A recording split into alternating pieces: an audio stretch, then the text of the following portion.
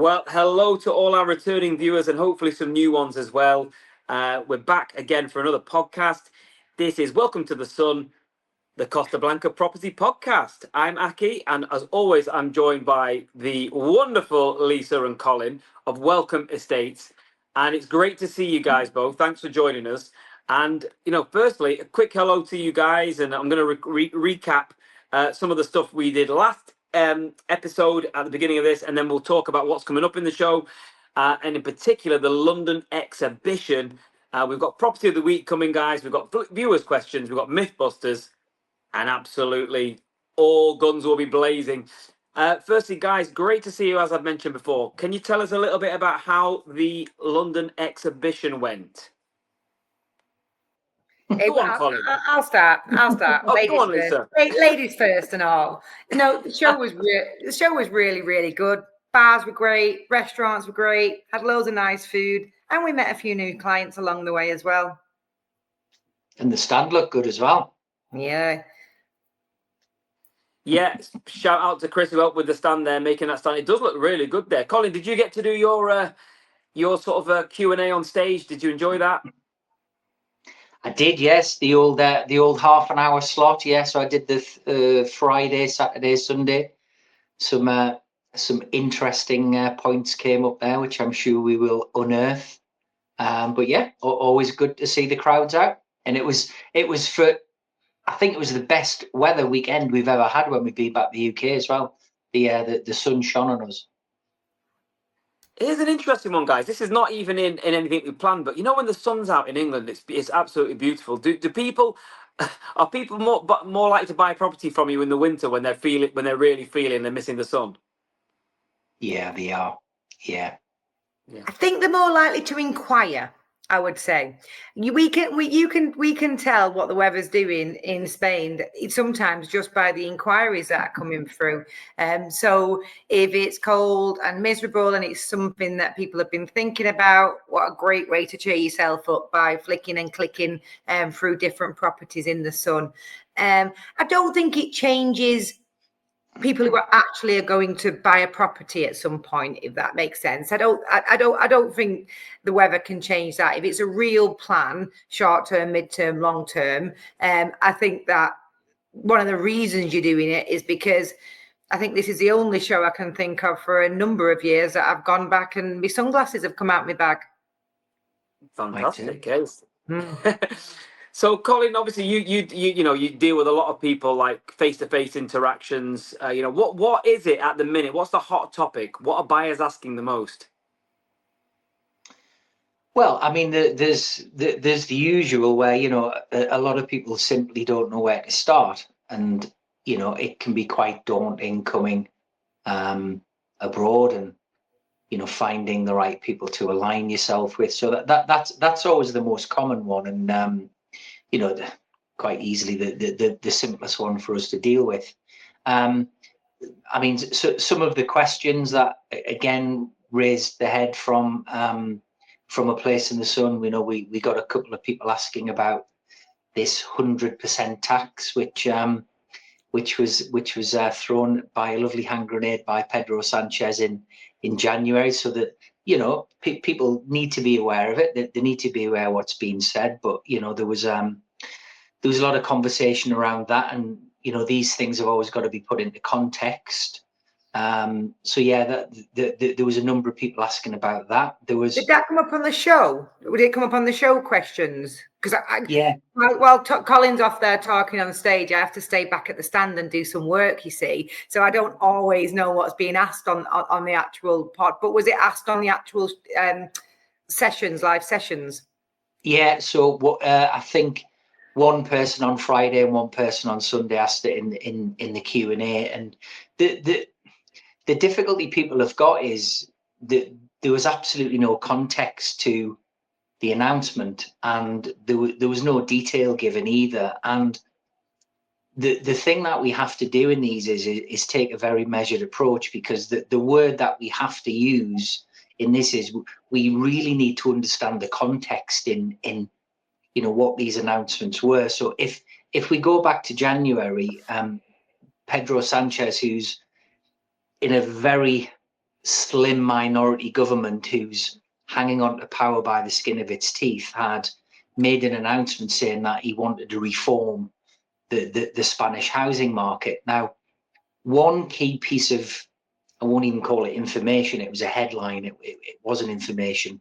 One key headline that came out of it was this 100% tax. Now, up to date, nobody knows what this means, and I don't think neither do the government in fairness. And what it said is we will look to tax non-EU residents 100% when buying a property. Now, the first thing is what we have to understand is that this whole announcement came because the government are under significant pressure in Spain, like they are in many developed countries, because Spain has its own housing issues. And one of the key issues is that Spain has a lot of holiday rentals, which on one hand takes away business from hotels. On the second hand, it takes that property out of the property stock of that area to stop a local person buying it. And thirdly, it actually takes it away from the long-term property rental. So think about Devon and Cornwall, and Devon and Cornwall is a bit of a microcosm of what Spain is as a country. It has issues around housing because of the sheer volume of housing rentals. So there was actually a 12-point plan discussed in Parliament, and hardly any of the other 11 points got any airtime whatsoever. But the major thing that got the airtime was this 100%. Now, nobody knows what this 100% means. But the other points were actually really positive. And there were things like, to ease the housing crisis, the government are going to look to put a bank of long-term property portfolios together from individual landlords who will get significant tax breaks, and that's to bring more long-term rentals back into the market. There was legislation proposals where you would be able to get rid of somebody who was illegally squatting your property very quickly within 24 hours. So there was another 10 or 11 points that got zero airtime whatsoever, but the main thing that made the headline was this 100%. And speaking to lawyers and people in the know, tourism journalists think that this will absolutely get zero airtime whatsoever for a number of reasons. And the first thing is that, as I said earlier, the government are actually a minority government, so it would be unlikely to ever be passed through government. Even if it was, it would actually be deemed to be discriminatory under EU rules. Because there's been tests of this previously where Spain have tried to charge different inheritance tax rates to non-EU parties, and it was just simply laughed out of court in the EU court. So it's a bit long-winded way of saying, look, if you're serious about buying property in Spain, don't let this put you off, because anybody who's in transit at the moment should have no concerns. However, as we would always say, take the advice from your lawyer, and see what their opinion is. Sorry, and there's my dodgy phone just fell off its stand. Can we edit that? Do we think? Let me put a bit of spittle. But no, it's a very important answer there, Colin, to a question which a lot of people have actually raised on the YouTube channel as well. So it's good to just get that continual, sort of answering and put it out there for people. Just a point on Colin's very good explanation. It's never been mentioned since. It's never been mentioned once by any politician. It was one announcement one day that hit the headlines in the UK, where they took 1 point out of it, as newspapers do, created a pretty impressive headline with it, but not much context behind it at all, to the extent where even experts in Spain could not really decipher what he meant. What type of tax? Is it property tax? Is it non-residence tax? The variation between what this could cost something is hundreds of euros to tens of thousands of euros. The spectrum is that different, that it didn't. And I think the sad thing is sometimes is that the headlines are what English people or people from the UK will read, and that can sometimes give a negative impression. It's a bit like the whole talk about Brexit, just to bring another controversial topic up in there. It's if people would have known what we knew now and not what we was given in the papers at the time as information, if we went back and re-voted now, would the same decision happen? Probably. Not going to say yes or no, but the information we was given during that whole voting for it was what they give us, what they wanted to give us, and that's my honest belief. People may shoot me down for that and say that's not correct, but I'm not a politician. I don't understand the ins and outs of the economy and what Brexit could do. I only can go off the information that's given, and it's the same in this situation. The British people read what they can in the papers. So when somebody creates that scaremonger headline like that, that's all they know. And then all they know is remember that one headline. And because nothing's come out since, there's been nothing else to sort of like retract, to understand it better, because there's no information there to get. Yeah, it's also led to a number of publications saying, "Oh, do the Spanish not want us?" And anybody who knows Spain, anybody who visits Spain on a regular basis would absolutely contest that, because the people couldn't be friendlier over here. And let's be honest, from a commercial standpoint, since the 1970s, Spain have been at the cutting edge of tourism, and they know which side the bread's buttered, because every cold nation spends money in Spain, including Brits. To take it as far as, there's been recent legislation passed from just 2 days ago, and we won't know the full context of this until we get a few people through it, but Spain are actually relaxing their visa requirements now. So, we don't know the absolute full details, but we will, and we'll let you know. Just a bit early for that, yeah. Give you a sneak preview. It's totally the opposite, though, of what anybody's saying. They don't want us. They actually do want us, because they're actually starting to relax visa requirements. And when we get a bit more meat on the bone, we'll let you know a lot more about that. But that just totally flies in the face of they don't want us here. It was a feeling that I got this year at the show that I've never ever got before, and I found it quite interesting, because being here in Spain and the market the way it is, you don't feel that at all. The UK market, the Dutch market, it's all very, very strong and buying property. But we came away, didn't we, Colin? And we actually said in conclusion, and it's something that we're going to sort of like keep mentioning or keep bringing different topics up, and that comment of, "Oh, Spain don't want us," came up a few times, and I think it's really unfair or really sad, really, that people get that impression because of a couple of headlines in the paper, really. For most people, they've continued on and they want to be in Spain. They love Spain. They've spent enough time in Spain to know that's not true. But you'd be surprised at how many people we meet that say, "I want to buy or move to Spain," but they've never actually been to Spain. So not everybody has actually been over to feel or see how welcoming Spain actually is as a country. I would say there's a huge majority of people we speak to who say, Spain is the country, who've never been. Yeah. Mm-hmm. Yeah. Mm-hmm. Okay. It's an interesting debate. Very interesting debate. Yeah. To raise, and I'm looking forward to seeing how welcoming the company is next week when I come and visit you both. So more about that later. We're going to see Take That, I hear. We're going to see a Take That tribute band, and if I turn up and it's not Colin in a wig, I'll be upset. I think we're venturing down to the all-famous Cabaret Strip, from what I'm being told, from our events planning management team. I'm too old. I'm too old for that. I'm not. My demographic's not allowed there anymore. I don't fit the Cabaret Strip demographic. And I've heard that. I've just been with the event organizer, and he's definitely a little bit older than you. Really?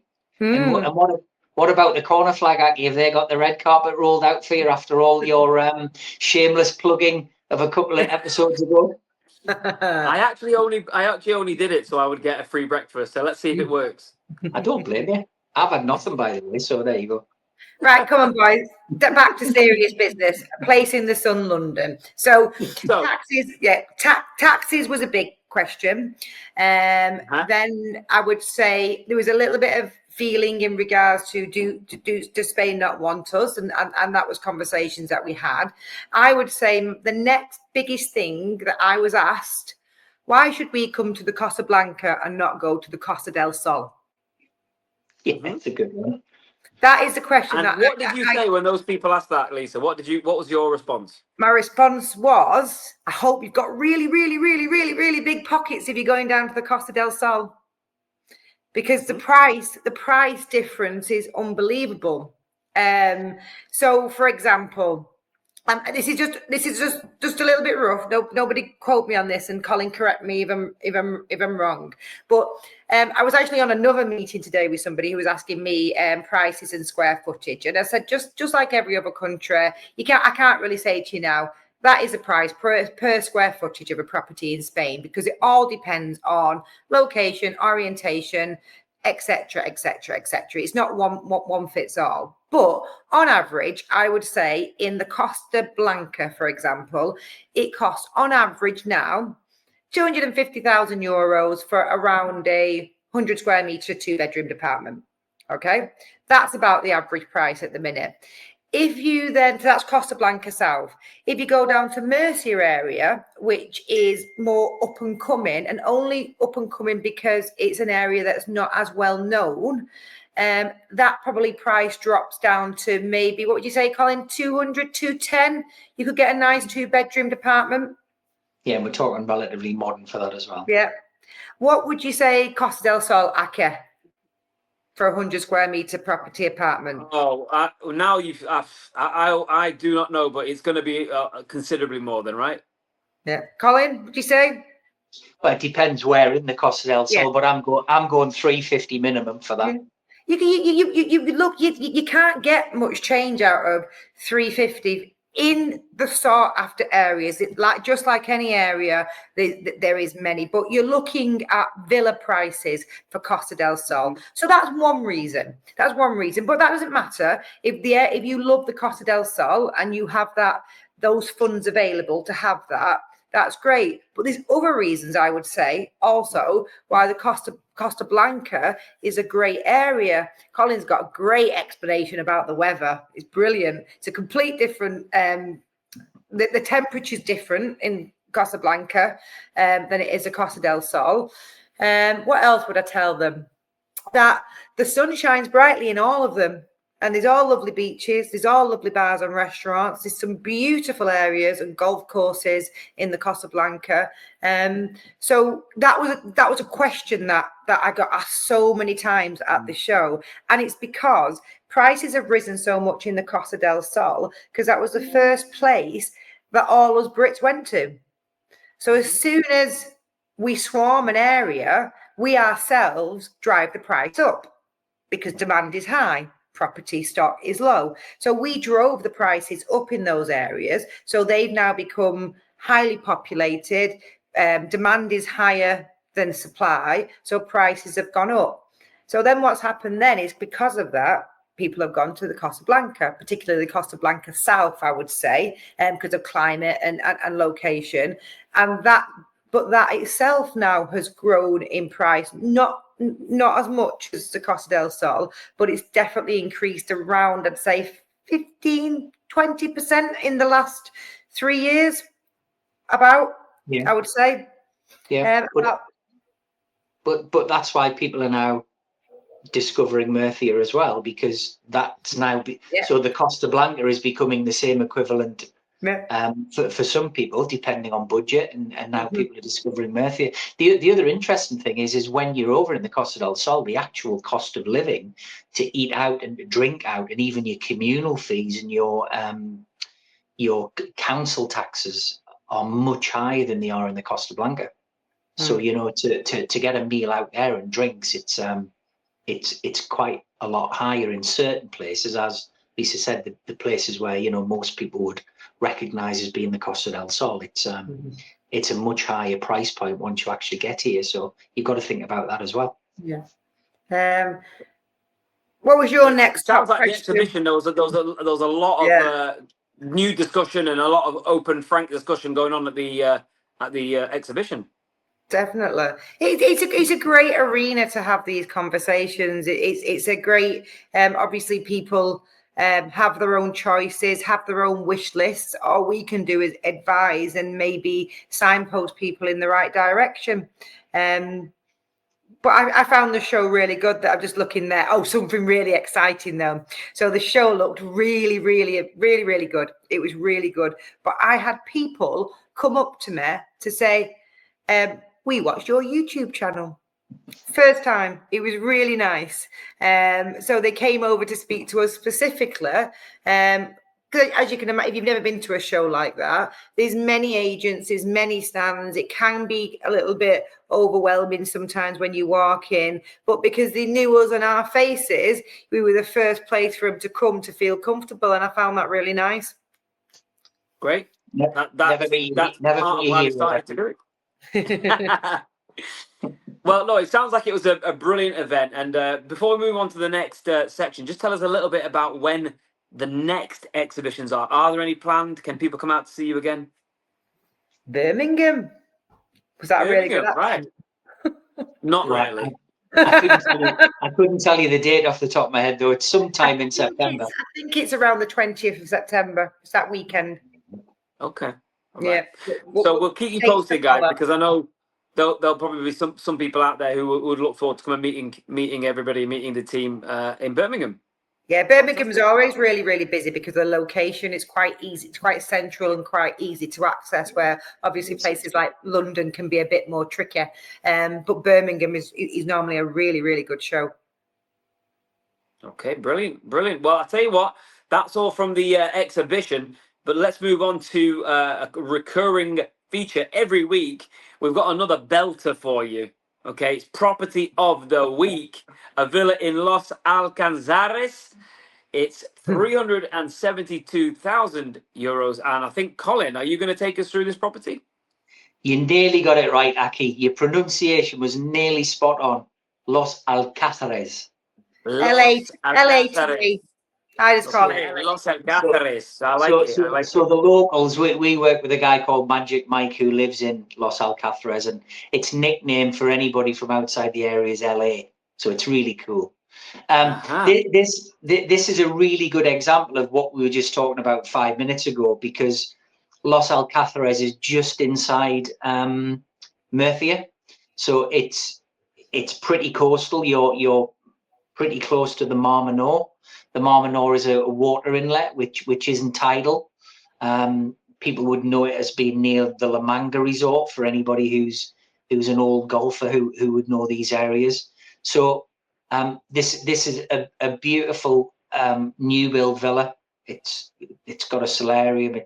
It's got the lot. But the great thing about these is the price point. You simply could not buy that unless you had a time machine. You couldn't buy that property now in the Costa Blanca area, because the vast majority of properties with this size plot and this size footprint cost well over 400,000 euros. So the fact that you can buy this for under 400,000 euros is still quite special. And Los Alcázares is a beautiful area. It's an old, like many coastal resorts, is an old fishing village. Still has its Spanish charm, but there's a hell of a lot of building going on there. So prices will start increasing and already have done. Anything to add to that, Lisa? I've heard it's got a really nice kitchen on the solarium. Oh yes, outdoor kitchen. Yeah, we like a bit of that. Yeah, don't we? yeah. Apparently, it's got a built-in kitchen upstairs. It's not on these pictures, but yeah. This is something that we just wanted to illustrate when it comes to prices. That to get this sort of villa now, well, Costa del Sol, you'd be looking 700 grand plus easy. Costa Blanca South, you would be looking, as Colin just said, in excess of 400, if not higher. So to us, this is an absolutely brilliant price, and the area is lovely. It's not far from us. So over time, we've sort of like moved areas a little bit to where the demand is taking us, because we cover a large area and we deal with a lot of developers. We've always had these sort of developments on the website, but we are going to them so much more frequently now than we was 12 months ago, for sure. I actually went to a wedding there about 2 years ago. A friend from the UK got married in that area, and it's right near the beach, and it's got like a really nice, a strip, like an alleyway, which is just full of bars and restaurants. It's really, really pretty and really, really quaint. It's not a dodgy Fantastic. alleyway, though. It's a nice alleyway. Yeah, nice alley's not quite the word, is it? But you know what I mean. It's like strip doesn't sound right either. It doesn't sound quite right, but it's just a long area. Promenade. Corridor. Yeah, Sound corridor. special. But that commercial centre is absolutely stunning. There's everything there you would want. It's lovely. Beautiful. It's really, really nice. Well, you know, this is why we do the property of the week. It's to make people aware of some really good deals and bargains. And you know, you clearly are excited about this one. And if you are too, you know what to do. You've got to go and visit Welcome Estates. So www.welcome-estates.com, or get in touch on Instagram or Facebook or any of the other platforms, and one of the team will be more than happy to speak to you. So that was our property of the week. Again, a belter. So you know, you really, really need to get in touch with Welcome Estates if you're interested in that property. www.welcome-estates.com or any of the social media platforms, and the team will be happy to assist with that property or any others. Let's move on to some questions. Let's do top 5 for this week. So these are questions that will come in on our YouTube channel or all the other platforms. And this one's from Brian Howard. What are the upfront costs when buying in Spain before completion?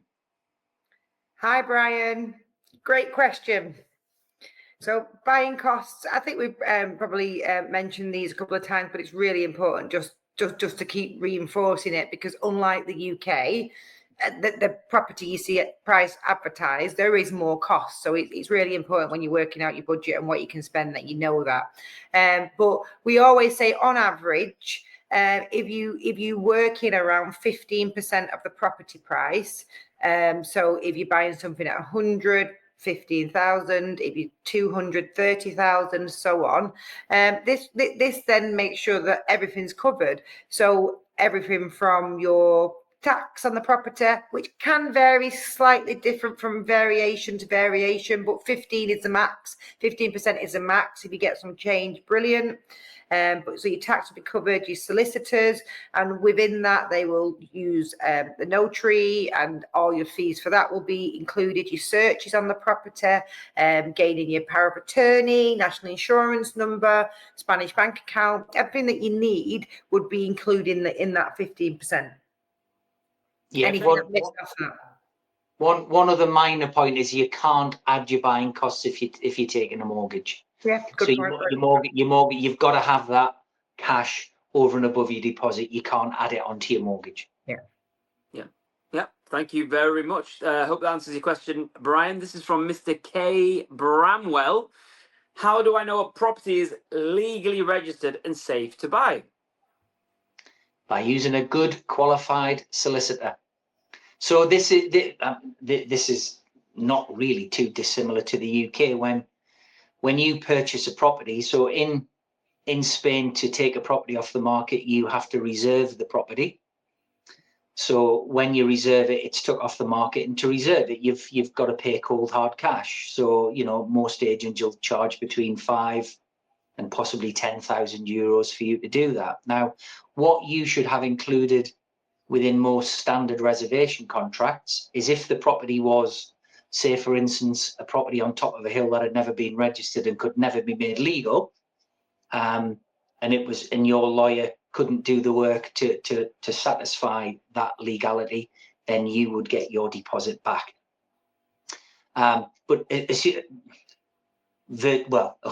say 100% of property we get involved in never have that issue, because they're all mainly on urbanization developments, and they're not country properties that, you know, maybe haven't had the correct planning from many years ago.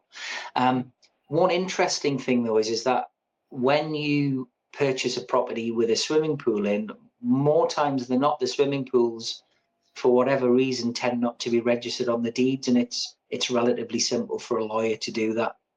But you need the same you would in the UK. You have to have a qualified conveyancing lawyer to do that. They do all the legal searches, as Lisa mentioned in the last question, and they basically check the validity and that everything stacks up with that property before you make that final payment and get the keys handed over. Anything to add to that? Yeah, just to expand on that a little bit, in the sense that safe to buy, legally registered to buy. As Colin said, properties that we deal with in the areas that we do, they are not illegal in the sense that they didn't have permission to build. One thing that we come across, and Colin's had this very, very recently, is one, the pools. Pools are absolutely fine. So if you're using your solicitor and you found a property and the pool's not on the deeds, your solicitor will get you. Transaction time is the time when these things happen. People will do work and make adjustments while they've got the property, but then in order to sell it, they have to get the paperwork updated. Pools are not a problem at all. The one thing just to bear in mind, and one thing to watch out for, and this is why we say get a solicitor, make sure the checks are done, because one thing that they are strict on in Spain is extensions. So extensions, you have to have permission. So the property will be legal. It'll have an adaptation certificate if somebody's bought it. But if the person you're buying it off has been and put a 2-story extension on it, they've not sought the right permission, they haven't got planning permission, then the property itself is not illegal, but that extension is not legal. Does that make sense? So the property is not illegal, but they haven't legally applied for that extension, which actually means that at some point someone could come and tell them to take it down. So they're the things that us as agents would always say to somebody. You do your reservation, brilliant. There's always something in the reservation contract that protects you. But just like the UK, sometimes some properties may have a couple of issues like that, but the reservation contract is there to protect you. Your solicitor's there to find out the right information. And just like the guys who we was dealing with recently, they loved the property. It was absolutely beautiful. It was everything that they ever wanted to, but they could and would never have been able to get those extra part of the properties legal. And between us as a team, it was decided, come on, let's find you another property. Yeah, the property had been overextended. It's not too dissimilar to in the UK. If you overextend a property outside of permitted development rules, then there's a chance the local authority can come and tell you to take it down. It's the same over here. You wouldn't believe, Aki, that some of the nationalities, which I won't name, it's not the Brits, but certain nationalities don't hire a lawyer. They actually do the conveyancing themselves, would you believe? Okay. Which I find extraordinary in a country they're not familiar with, doing their own legal work on probably one of the biggest things they'll ever buy in their lifetime. I find it absolutely extraordinary. We've got one at the minute, Colin, a different nationality, buying a very, very expensive villa off plan, and adamant they would like to do it themselves. Okay, good luck with those to those. I wouldn't do it myself, and I know the law better, not to any expert level, and I know the process better. I'd have to say the process I should be an expert on by now, but I still wouldn't do my own conveyancing. No, definitely not. Let's see what Alison Preston has to say. Can I buy a home in Spain and rent it out immediately? Oh. Long term, yes. Short term, no. Would you agree, Colin? Yeah, this is kind of grow. This has kind of got arms and legs all over this one. So one of the things we probably forgot to mention is we always get asked about rentals at a place in the sun. A lot of people have this necessity to rent property out. The tide's probably going against you now, folks. I don't think there should be any surprises in this. We spoke at length earlier about, the changes that are coming, and the problem Spain has is holiday rentals, and there's too many of them. And it'll happen in Portugal, it'll happen in France, it'll happen in other large places where people rent properties out. Governments will start having problems, and the tide's now starting to change against people who want to rent properties out. So Lisa's absolutely correct. The government would absolutely welcome you with open arms to purchase a property and put it into the long-term rental bank, because guess what? That's what Spain needs. Like a lot of countries who have housing shortages, the holiday let bank is a diminishing pool of possibility. And I'm assuming, to be honest, that question is in regards to short-term rental. The reason I'm assuming that is most people who want to do it don't want somebody fully occupying their property in Spain. They themselves want to use it. So, but that is just me making the assumption. If it's a long-term rental, absolutely fine. You can invest in that sense. You can invest in the property market. You can put long-term tenants in it. Not an issue whatsoever. Short-term rental, as Colin said, the tide is probably gone for the foreseeable anyway, when it comes to short-term rentals. With one exception. We've mentioned these on numerous occasions. There are now developments that are being built which are specialist tourist developments. They're not built as domestic dwellings. They're built specifically to rent out, and as an owner you would get so many months a year to use yourself, and then you have to make it available for the other remaining months. That is the one exception, because these all come with pre-approved tourist licenses.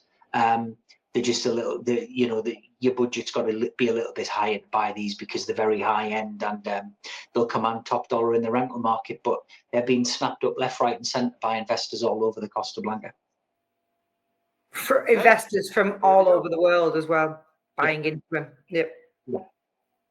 Bro, let's move on to the next one. What have we got here? What areas are still hidden gems, with value for money? That's from Michael Hampson.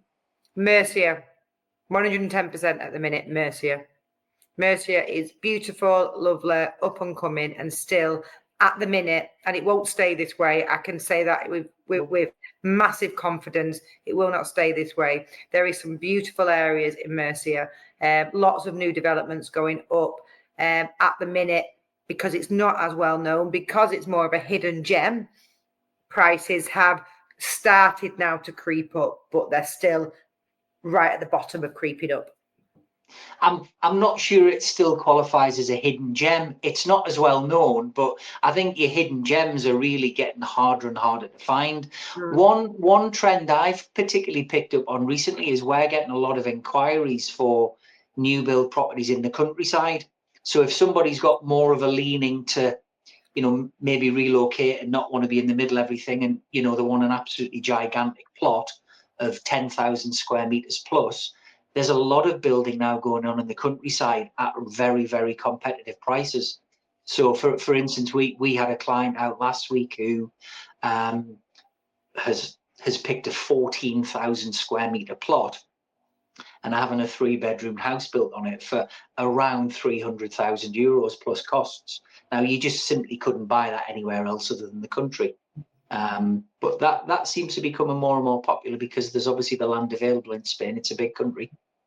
I with that one, I think that the inquiries are always really high on that product, and that's because you can still see on the internet a lovely 3-bedroomed new build construction with massive land at that price bracket. But just going back to what we said earlier, that is all postcode related. You couldn't pick that property up and put it in Costa del Sol, Costa Blanca, even Murcia. The price is that price because the land in those areas are cheaper. That's because they're not as sought after, and they're not as close to amenities. But if that's what you're looking for, not everybody wants to be on top of the bars and restaurants. Not everybody wants to be in the height of everything. So there's realizing why they're priced at that. But if that works for you, then that could be classed as a hidden gem. It's a bit of a hard question, because we're talking about hidden gems, but then saying value for money at the same time. So they're very different questions to me. They are. I think La Finca is a hidden gem. People don't know about it, and it's absolutely beautiful. But it's not value for money. You're paying for the fact that it is. People don't know it that well, but the exclusivity and the scenery in the area is absolutely stunning. So it's a bit of a tricky one. I still would vote Mercia. I'd answer that question with Mercia at this moment in time. I think value for money is definitely, you can find lots of beautiful hidden gems in Mercia, and you will still get them value for money. I'll second that. Okay, there we go. Mercia, guys, check it out. It might not be a hidden gem for long. And then finally, our final question of the week: is it better to buy new build or resale? And that's from Kelsey Forrest. Depends. It really depends on what you like and what you want. It really is. I don't think there's a better one to buy. We'll go on to something in a minute that we're not going to go too much into on this podcast until, again, we have more information about it to confirm things. But at the minute, as it stands, new build, resale, I don't know if you agree with this, Colin, but I think there's a massive difference in Spain between resale and new build, unless it's a very recent new build. And when I say difference, I mean different on look, on style, on characteristics. If you like modern, clean, white lines, you have to go for new or nearly new. If you don't want to do any work and you're not into renovation maybe, or again, you have to go to new, because resales, I'm not saying they look, but they have their own specific look. Would you agree with that, Colin? Yeah, for anybody who wants a really super modern house, then a property that was built in Spain 15 years ago won't be for you, because it didn't have those cues. It was built very much in the traditional Spanish wood, with quite often dark wood and those kind of things which don't fit with the modern kind of open plan feel. But you wouldn't think that the property's only 15 years old. I mean, 12 years old, 15-year-olds. The style has dramatically changed in the last decade, a lot slower than it may have done in the UK. My house in the UK was 20-odd years old, and it was still a lot more modern than what I would class a 10, 15-year-old resale is over here in Spain. Yeah, it was almost like the Spanish architectural industry decided to go to university in Norway, where all of these beautiful Scandi buildings are designed, and got back on the plane from Oslo and said, right, let's start building them now. So there's absolutely you can't see any progress in it. It's either very traditional or very modern, so that there isn't any progression in there whatsoever. Yeah. But there's no better. It depends on what you like and what you want and where you want to be and what your budget is as well. So it's all unique to you, and that's what we like to find out when we're talking to you, and then we can direct you in what may be better for you. The budget's a huge factor. Yeah. To give you an example, we talk about La Finca all the time, a frontline villa. A traditional villa with maybe a 400 or 500 square meter plot would go for 400 and something now.